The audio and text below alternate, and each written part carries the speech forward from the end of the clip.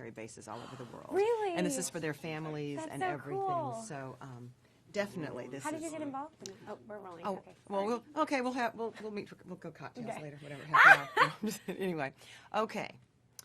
Congratulations. This is a very big deal movie. There's a big legacy behind Sharpay. Oh, I didn't realize. Now you're making me nervous. Now, come on, you knew that. You know High School Musical. I do. I love High School Musical. It's my favorite film. And I understand that you actually studied High School Musical while you were at Columbia University in a film project?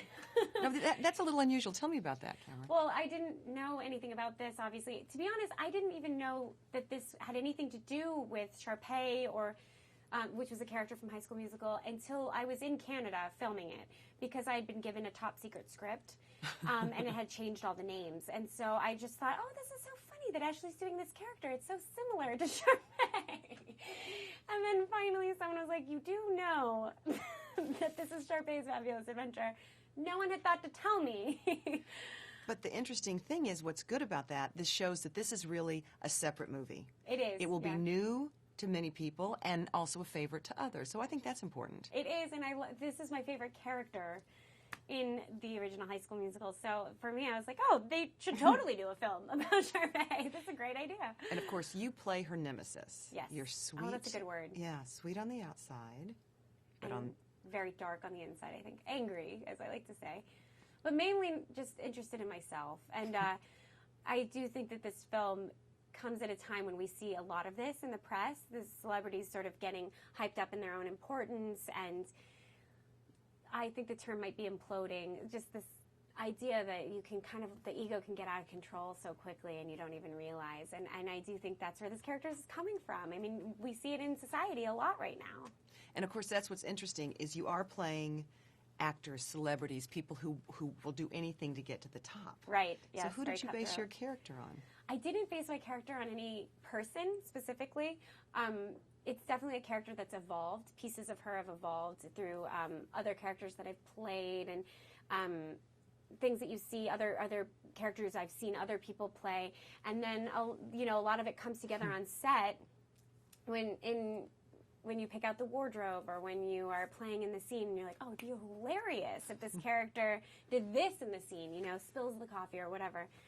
So it's an evolution that you really, sometimes just one detail will completely change everything. How you see her, how she acts, how she feels. It's so funny. Did you do some improv? Yes, I do a lot of improv. Yeah. I started, my first show was an improv show on MTV that was filmed live in front of an audience. And then I worked on improv on Stars and did a few films that were all improv. So yeah, it's my favorite. And I do a show on MTV, which is all improv, called Disaster Date. Disaster Date. Well, you play so well off of people. So that's, how did you get to that point? Did you study acting? Did you? You study acting a lot, just taking classes in the area. Okay. But somebody once told me when I first moved here that the most experience you get is on set. So a lot of it does come from acting with other great actors. And to be honest, a lot of my comedic timing, and this is ridiculous to say, but Ashley knows this, I've told her this, was I did a bit on The Sweet Life of Zack and Cody a few years ago, and I watched like 24 hours of Ashley Tisdale in The Sweet Life of Zack and Cody because I was supposed to be impersonating her in her own show. And I walked out of that experience a much better comedian.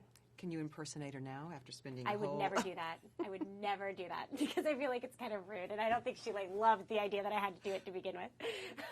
But then you knew who she was then. Oh, I was very familiar with her work. I think she's one of the best comedians my age out right now.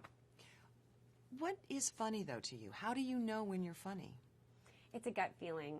I think I learned a lot of it by doing live shows with an audience because you immediately get a reaction. It's not like 6 months later you find out that people liked that. You tell a joke, they laugh or they don't. Like, they laugh or they boo. And that really quickly gives you an idea of what works, what doesn't work. But so this is different than for you to be on a set where it is a little more confined. You do have lines you have to learn. You're probably in your trailer a lot waiting for the lights to be changed and so on. On set, But you know, it's a little different experience, isn't it? It's completely different. It's polar opposite. But there's still a lot of fun and excitement. And when you do a comedy, everybody on set is like, oh, don't trip over the lamp. And like people get into the mood. You know, everybody's in that mood. So you're kind of still performing and interjecting and everybody's telling jokes. But of course, in this movie, you are working with some dogs. Yes.